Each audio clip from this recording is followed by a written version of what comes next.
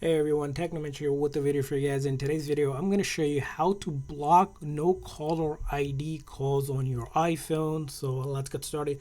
So in order to do this, first thing you're going to do is go into your setting on your iPhone, and then you're going to scroll down until you find the phone setting. Click on phone here, and from there on, you're going to see an option that says silence unknown callers. So if you click on that, you want to go ahead and turn that toggle on. Now when you turn this on, what happens is calls from unknown number, like the ones with no caller ID, will go straight to voicemail. They'll not show up. They'll pretty much be in a way blocked where you don't see it coming through.